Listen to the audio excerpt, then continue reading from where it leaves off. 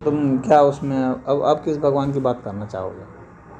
तुमको लग रहा है कि हम किसी पूजा करें? ऋषि पूजा हमारे सक्सेस मतलब कर नहीं पाएंगे ना। ऋषि पूजा हाँ, ऋषि पूजा हम लोग कर नहीं पाएंगे। जैसे वो यज्ञ वज्ञ करते थे ऋषि पूजा। तो ऋषि पूजा मतलब ग्रंथ उनका पढ़ना होता है।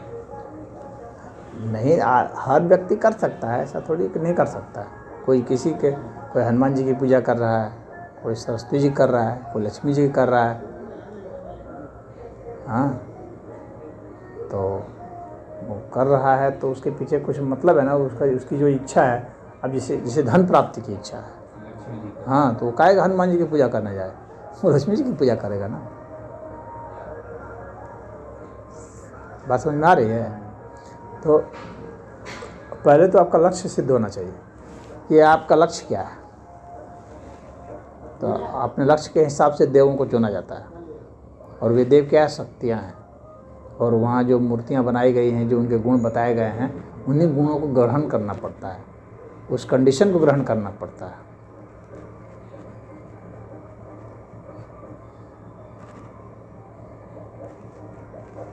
तो जो भी मूर्तियाँ और ये सब बताई जाती हैं ना, तो जैसे मान लो उदाहरण के लिए जो है सरस्वती जी की जिसको आराधना करनी, ज्ञान की आराधना करनी, ज्ञान चाहिए, तो ज्ञान कहाँ से आएगा, कैसे आएगा? तो सरस्वती की आराधना करेगा। सरस्वती का मतलब क्या हो गया? अब सरस्वती का सारा जो स्वरूप दिखलाया गया है, बताया गया है, उसको वो ग्रहण करेगा ना। इसे सफ़ेद वस्त्र उसमें पहने हुए हैं सरस्वती जी, तो सफ़ेद वस्त्र मतलब सात्विकता का परिचय है, यानी उसको सात्विक भाव अपने में लाना पड़ेगा, तभी ज्ञान आएगा। समझ रहे हो? पानी में तैर रहा है हंस, वहाँ पर है ना, बगल में कमल खिला हुआ है, तो वो कुछ लक्षण बता रहे हैं ना कि ज्ञान कैसे आएगा। वो लक्षण बता रहा है कि दिमाग तुम्हारा ठंडा होना चाहिए, तभी ज्ञान आएगा।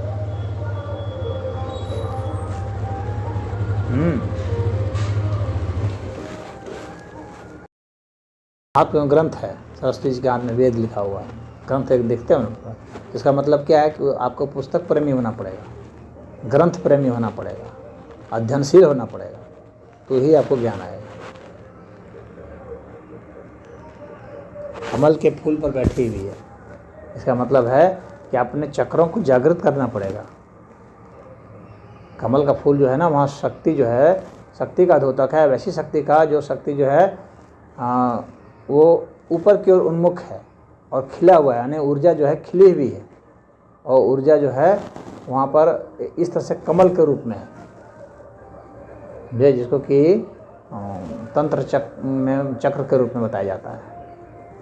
तो वहाँ पर उसका वह संकेत है, वीणा ली हुई है, अर्थात संगीत जो है, अगर आपको ज्ञानी होना है तो संगीत में आपको रुचि रखनी पड़ेगी। जिसे संगीत में रुचि नहीं है वो ज्ञानी नहीं बनेगा। बात समझ में आ रही है? हाँ, मंत्र बोध उसी को होगा जिसे संगीत में रुचि है, क्योंकि मंत्र की सदैव लहरियाँ होती हैं, स्वर लहरियाँ होती हैं। तो स्वर बोध जिसको नहीं होगा वो क्या करेगा? वो नहीं करेगा। तो वो सारे जो हाँ प्रतीकात्मक अर्थ में रखे गए हैं, तो उसका एक व्यवहारिक पक्ष भी है, साधना का पक्ष है।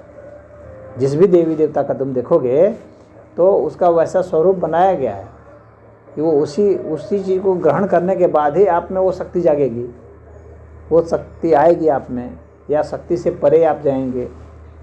तो इसलिए देवी देवताओं का जो स्वरूप बनाया गया है ना, तो उसको ग्रहण करने के लिए बनाया गया है। वो ऐसे झूठ मूठ नहीं बनाया गया है जो सोचते कि ऐसे ही कुछ ना कुछ बना दिया, ऐसे नहीं बना दिया गया। सबके मीनिंग है उसमें, सबके अर्थ हैं। तो जो सिद्धांत में है उसको चित्र के रूप में वहाँ लाया गया है, शिल्प के रूप में लाया गया है।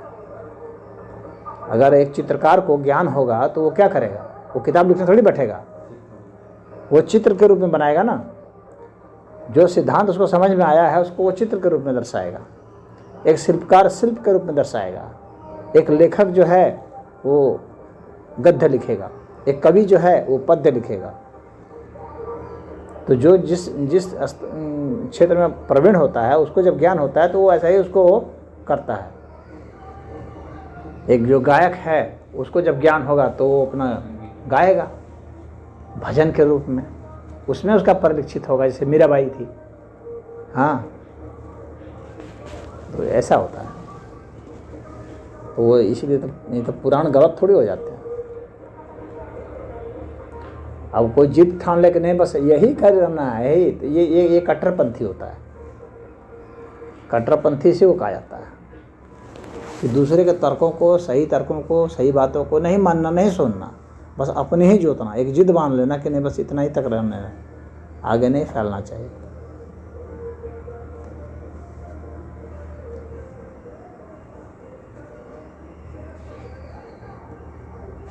जितने भी ग्रंथकार हुए जिन्होंने इतने बड़े बड़े ग्रंथ लिखे हैं, सब मूर्ख थे क्या? हाँ, आपको अगर एक दो पद लिखने के लिए कह दिया जाएगा तो हवा निकल जाएगी। इतना आसान नहीं होता है पद लिखना।